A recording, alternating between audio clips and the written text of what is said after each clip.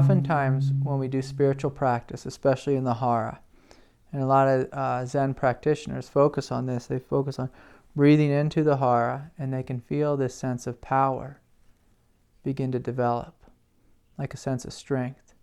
And a lot of martial arts, they teach about the hara in this way. You breathe into it, it becomes a center that you're moving power through, and it becomes something that we rely upon. It can almost feel like this, not really clenched tightly, but just like a sense of like, boom, there's power here. But there's an interesting thing that happens on the path. The deeper we go, the various things we realize at one level, which are helpful, may change and grow, at a different moment in history. And so if you feel this center, in the beginning you feel it building up, becoming powerful, becoming strong, becoming stable. But at some point on the path, you may feel that feeling like you were describing, of it churning, of the center maybe opening, and even the ground falling out from under it. And so this is actually a transition into a different kind of power. And so, the first power that it becomes like a very enhanced personal will. I know who I am, I know what my life's about, I know I'm strong. These are the kind of values they teach in martial arts. But if you're working with a teacher, or if you're meditating deeply, if you're spending a lot of time on retreat, and you're breathing into the center, and you begin to notice that center open, you may notice it loosen, you may feel the ground falling out from under it. For a lot of people in that moment, they begin to feel somewhat insecure. When it started happening with me, I would actually look down at the ground, and it literally looked as if the ground was falling out from under me.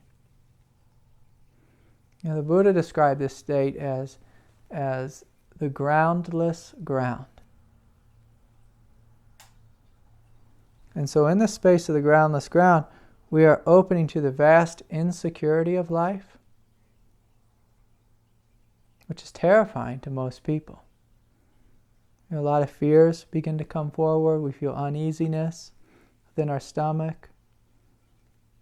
Some people, when they walk through this doorway, they turn pale. They begin to freak out, saying, what's happening here? But to truly be awake in this world, we have to open to this vast insecure space. Some people call it walking into the unknown. The unknown, it's a powerful force. It's a liberating force. It's a force that will empty out of you the various aspects of your humanity, deep primal places within your humanity. And it's through emptying these places out that we truly walk into this space of no self that the Buddha described. It will take us into a place beyond unity consciousness with God. Because when we're in a space of unity consciousness, there tends to be this idea that there's a me and God, and you feel this unification with God.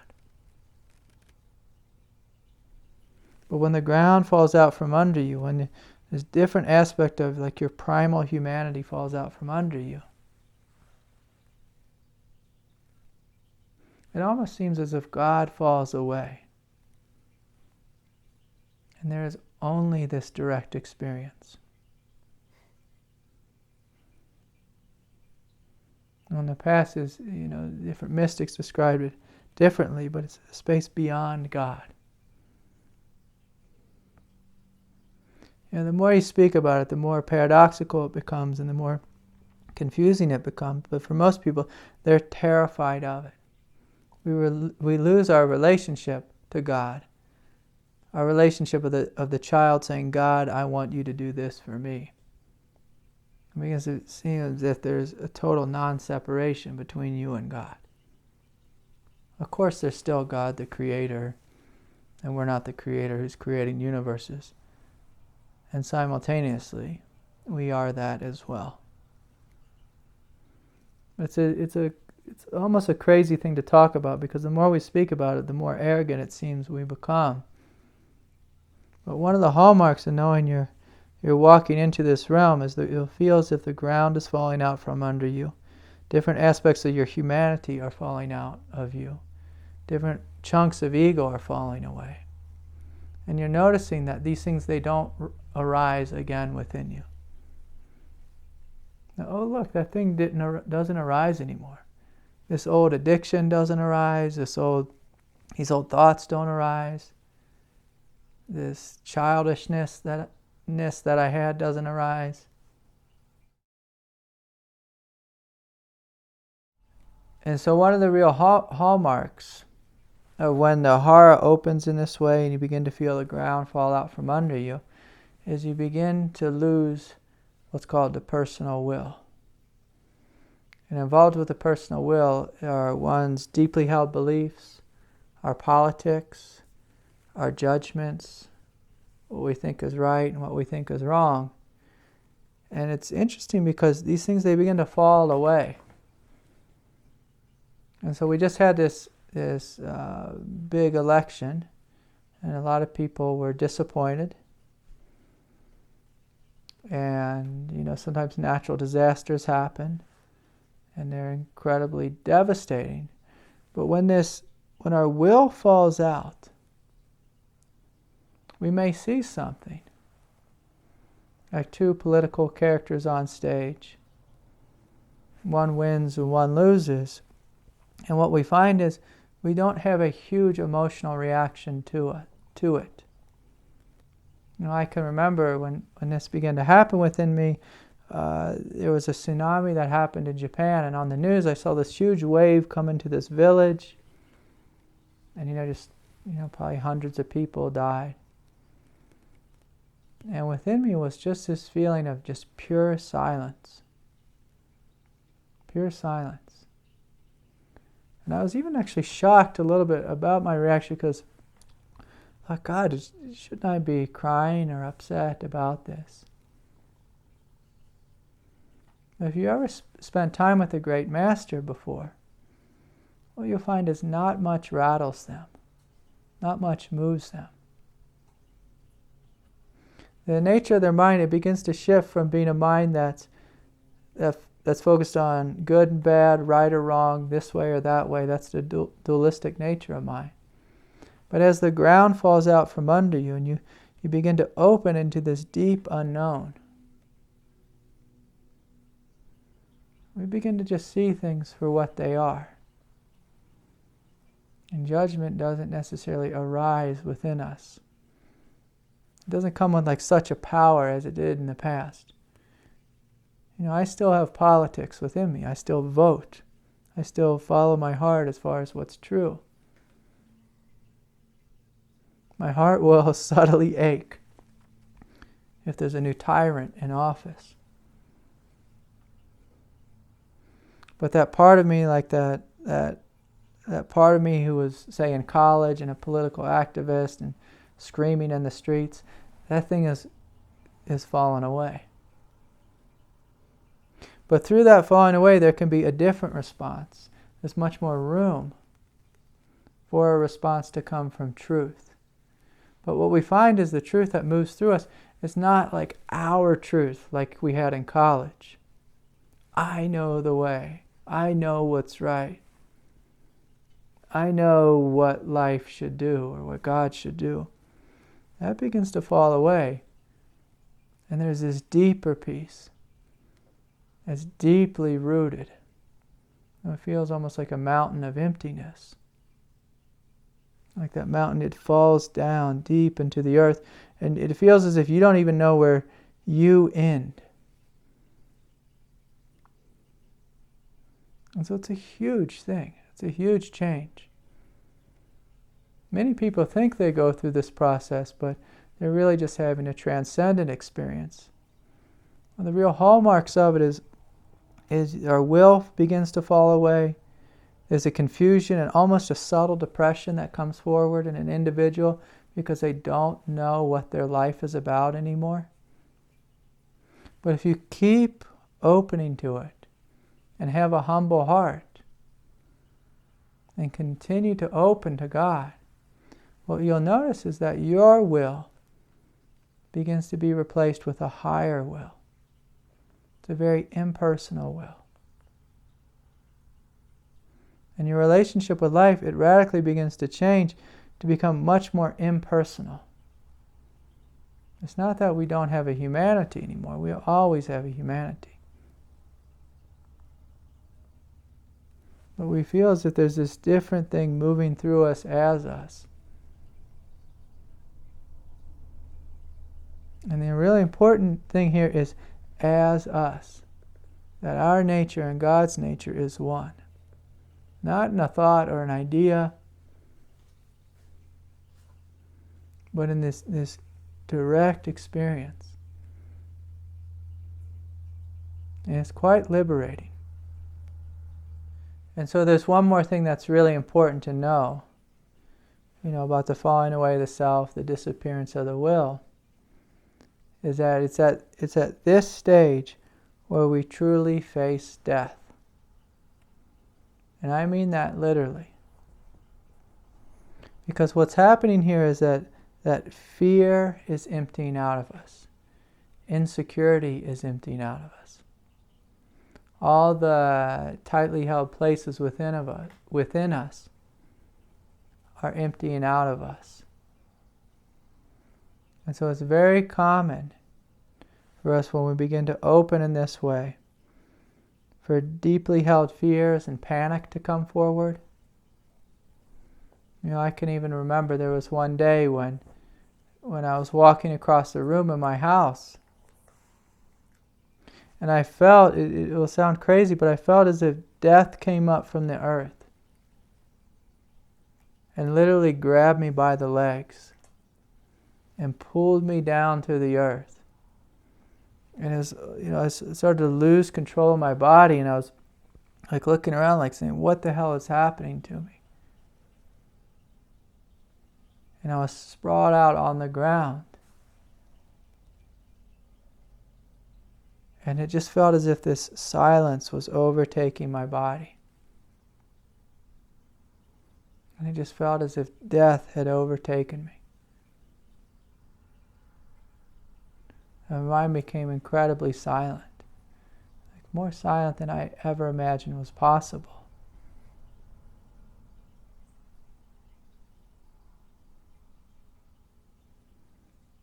And I just laid there for some time, and at some point I got up and I just looked at myself. And it was as if Craig had died. Any form of separation between Craig and God, between Craig and life.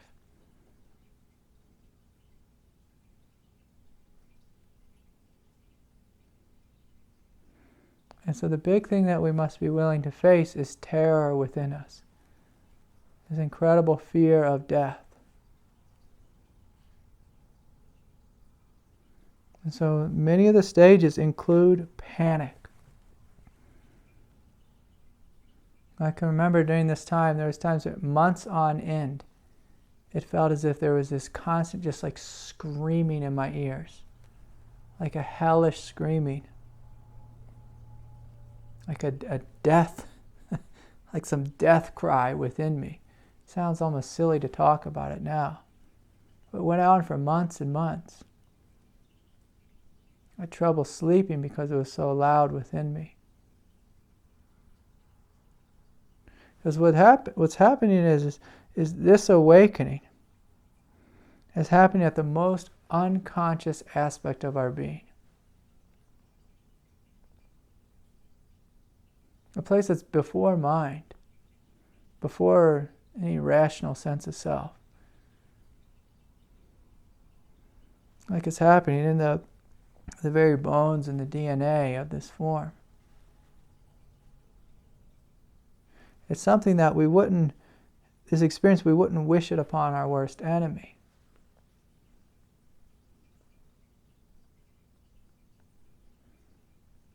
And the hallmark of it is when it when it truly opens, when it truly completes itself. And of course, no stage truly completes itself there, because the stage can always deepen more fully.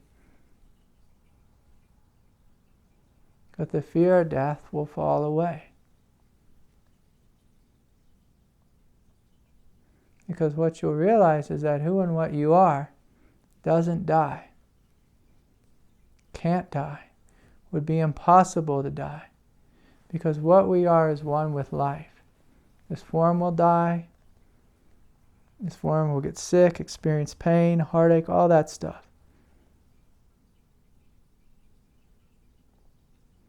But we know on the most fundamental level that what we are does not die. I can even remember questioning myself, and because I spoke about this before to a student, and he said, you really think you don't have any fear? You don't have fear of death?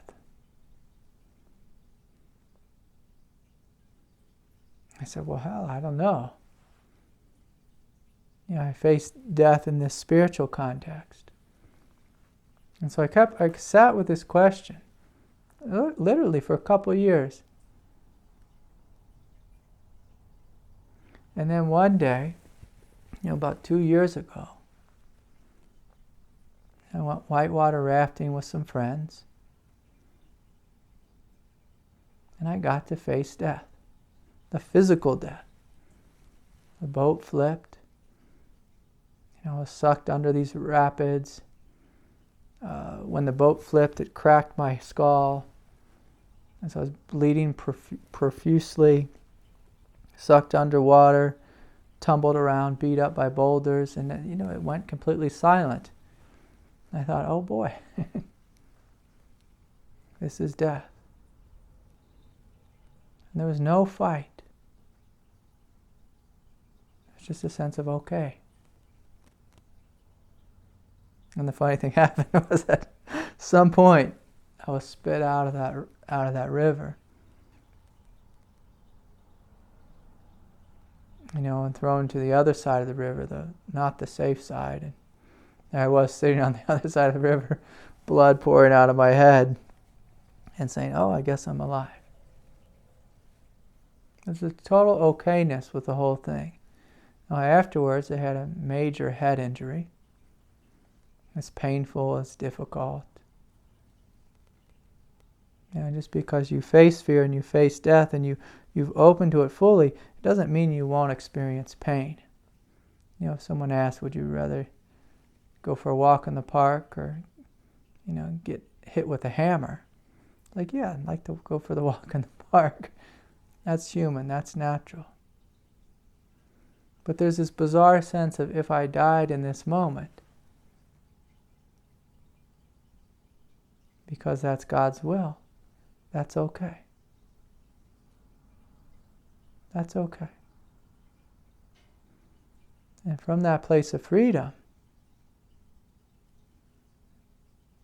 we live our life at ease. This is a powerful thing. Not many people make it to this. Some people make it to the beginning stages of it. But to truly walk through it, oftentimes takes years.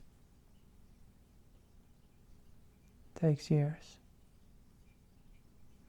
But the beautiful thing about this is the more we empty out, the more we become one with God and can be used by God. But the more self there is within us, like egoic self, the more divided we will be from God.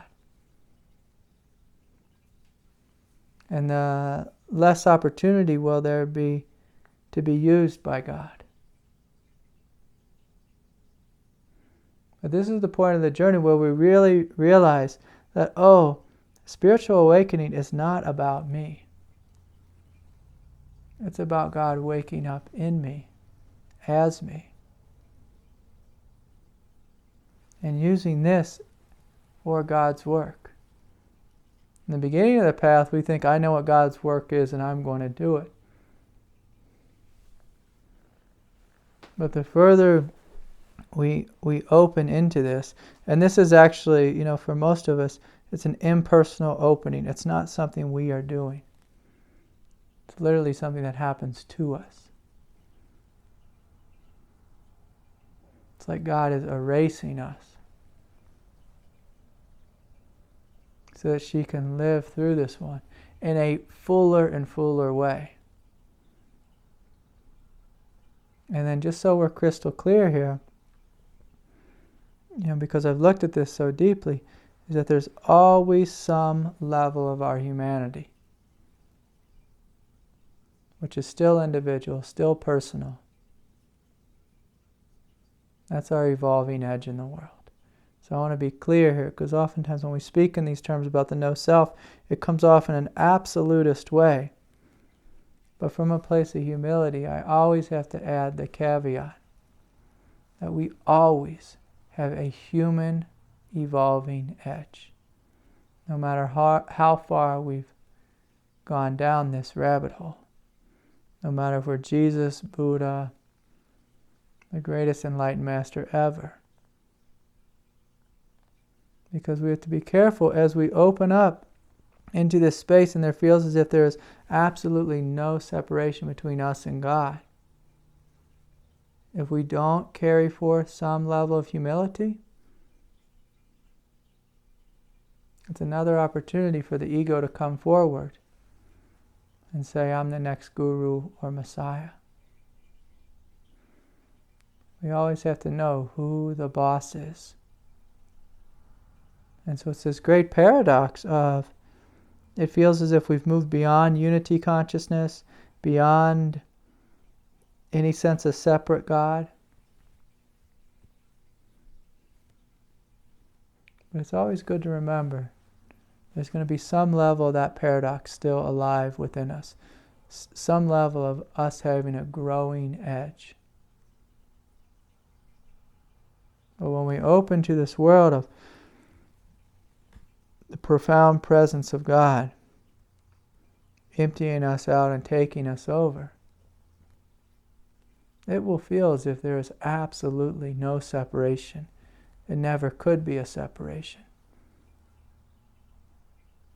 in every aspect of our being. So it's quite a huge thing.